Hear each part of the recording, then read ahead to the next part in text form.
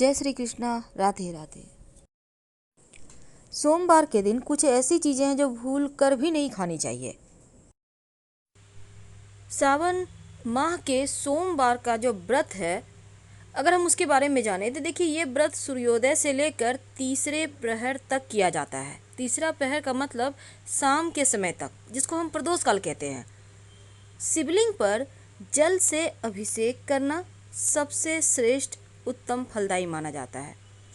और सावन माह के सोमवार का व्रत रखने वाला व्यक्ति जल्दी उठ जाए, पूरे घर की साफ सफाई करके, स्नान करके भगवान शिव के आप चाहें तो मंदिर जा सकते हैं या फिर अपने घर में ही बैठकर पूजा करें।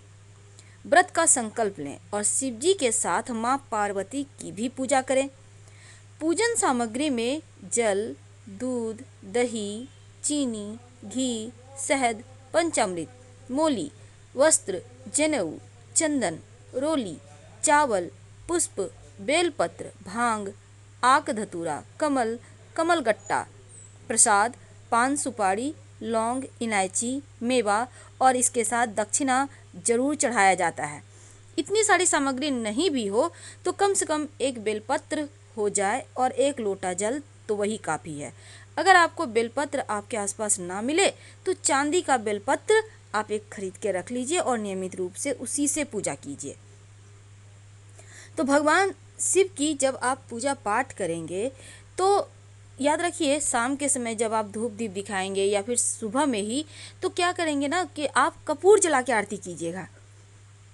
ये सर्वश्रेष्ठ माना जाता है। अब कपूर ना हो तब रुई में घी लगा के या लाल धागा का बाती बना के आप कर सकते हैं। तो जब तीसरा पहर खत्म हो जाए, आप पूजा पाठ कर लें, तब एक ही बार भोजन करें। भोजन क्या करेंगे? देखिए, सबसे पहली बात आपको बता दें कि इस दिन सबसे ज़्यादा आपको भगवान शिव के में रम के रहना है और उनके मंत्रों का जप खूब करना है। और भगवान शिव के ढेर सारे मंत्र हैं, लेकिन सबसे आसान मंत्र है नमः शिवाय। अगर आप खुद के लिए करना चाहते हैं तो नमः शिवाय का जप करें, और अगर अपने परिवार के लिए, अपनों के लिए या किसी और के लिए करना चाहते हैं तो ओम नमः शिवाय का जप करें। अगर शत्रु विरोधी ज़्यादा परेशान करे, जीवन में ज़्यादा कष्ट हो, तो मंत्र बोलिएगा नमो नीलकंठाय, नमो नीलकंठाय। और शिव जी का वैसे तो बहुत सारे मंत्र हैं, उसमें आप अगर आपको स्वास्थ्य संबंधी परेशानी है तो फिर आप महामृत्युंजय मंत्र जप कर सकते हैं। ओम त्र्यंबकम यजामहे सुगंधिम पुष्टिवर्धनम उर्वारुकमिव बंधनान मृत्युर्मुक्षयमामृतात्।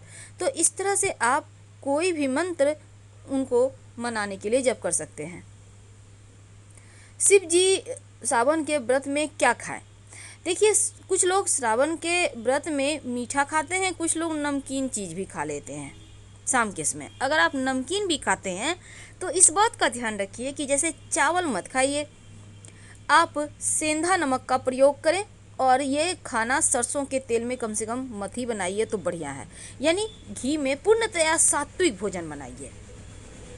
अब जैसे कि इसमें आप आलू खा सकते हैं, कद्दू खा सकते हैं, आप इस दिन साबूदाना खा सकते हैं, और सिंघाड़े का आटा होता है उसको भी आप यूज कर सकते हैं।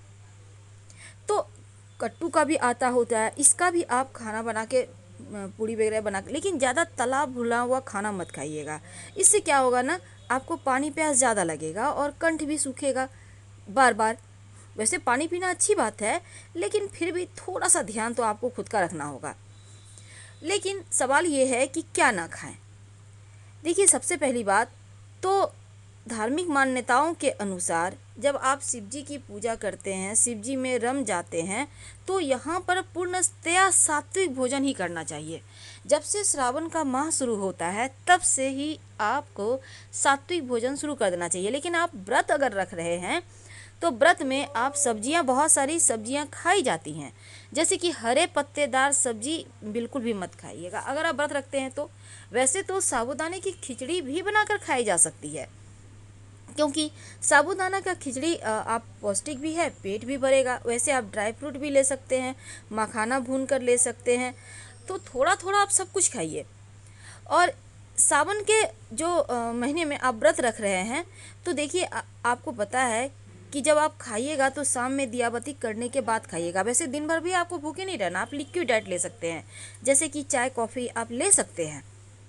दूध नहीं खाना है, लेकिन चाय कॉफ़ी लेने में कोई दिक्कत नहीं है। और इसके साथ ही आप इस दिन चाय कॉफ़ी लेने के साथ आप एक और काम कर सकते हैं, जैसे कि आप ईख का रस मत पीजिएगा। गन्ने का रस नहीं पीना चाहिए। शिव जी को ये अर्पित किया जाता है, शिव जी को बहुत पसंद है, इसलिए सावन के महीने में गन्ने का रस भी नहीं पिया जाता है। आपको इस बात का भी ध्यान रखना चाहिए।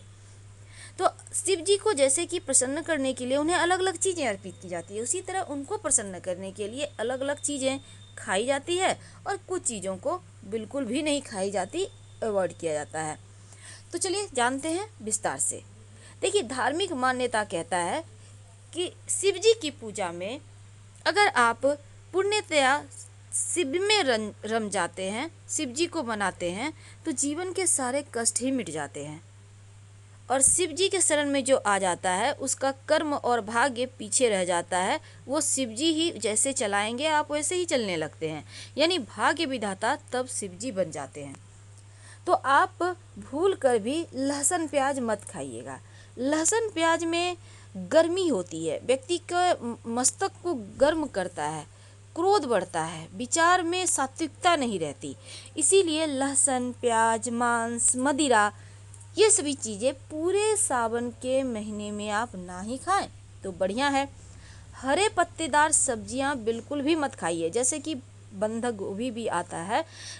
ऐसा देखिए, इस महीने में बारिश होती है, बैक्टीरियल और कीड़े भी बहुत सारे हो जाते हैं पत्ते में, तो हरी पत्तेदार सब्जियां खाने की इसलिए मनाही होती है। इसमें अंडे होते हैं, आपको नहीं पता चलेगा लेकिन उसमें होता है। अब दूध दही ये ऐसे भी चीज़ें डेयरी प्रोडक्ट है, क्योंकि सावन के महीने में कहा जाता है दूध बिल्कुल भी नहीं खाना चाहिए, वात दोष बढ़ा देता है, सेहत से जुड़ी समस्या हो जाती है। तो इन चीज़ों को भगवान को अर्पित करें, लेकिन इनका सेवन ना करें। आपके घर में छोटे बच्चे भी हैं तो थोड़ा कम इस समय दूध दीजिए। बैगन, कहा जाता है कि बैगन अशुद्ध है, और इसके अलावा कार्तिक के महीने में, सावन के महीने के साथ कार्तिक में भी बैगन नहीं खाया जाता। और दूसरा पक्ष ये भी है कि कीड़े बहुत ज़्यादा लग जाते हैं जो शरीर में भी नुकसान करेगा, लेकिन बैगन भी नहीं खाइए। कड़ी, जैसे कि दही डालकर आप कड़ी बना के खाते हैं ना, लेकिन सावन के महीने में कड़ी भी नहीं खाना चाहिए। बेसन की कड़ी होती है, आपने खाया होगा कड़ी बड़ी, तो वो चीज़ें भी आपके जीवन में आपके वात दोष को बढ़ाता है। तो बहुत सारी चीज़ें ऐसी हैं जो नहीं खाना चाहिए, इसका ध्यान रखना है।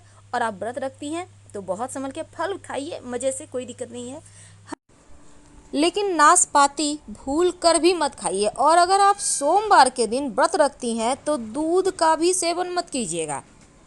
आप नारियल का पानी पी सकती हैं, पर शिव जी को मत अर्पित करें। आप केला खा सकती हैं, तमाम फल खा सकती हैं, पर 2 चीज़ों का ध्यान रखें। हम आपसे फिर मिलेंगे। वीडियो पसंद आए तो प्लीज़ चैनल को सब्सक्राइब करें, वीडियो को लाइक करें, अपनों से शेयर करें।